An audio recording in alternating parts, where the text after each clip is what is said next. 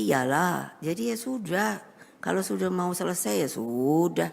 Selesai aja 3 tahun cuman ya sudah. Ketua Umum PDIP Megawati Soekarno Putri menyindir orang yang ingin terus bisa merasakan kenikmatan berada di istana. Ia lalu mengingatkan jika dirinya juga pernah merasakan yang namanya istana dan tahu betul bagaimana nikmatnya berada di dalam dibarengi dengan kekuasaan. Menurutnya, kekuasaan tidaklah abadi. Setelah 3 tahun pernah menjadi Presiden RI kelima menggantikan Gus Dur, Putri Bung Karno itu pun meminta agar berhenti jika memang sudah waktunya. Sebab katanya, yang namanya kekuasaan pasti akan selesai dan tidak akan bertahan lama. Saya anak istana loh. Bayangin, yang namanya istana tuh kan gede banget. Wah, apa aja ada gitu.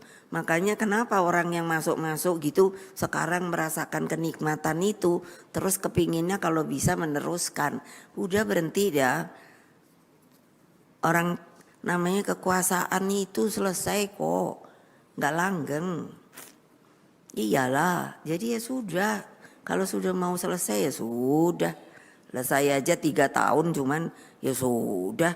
Download Tribun X sekarang.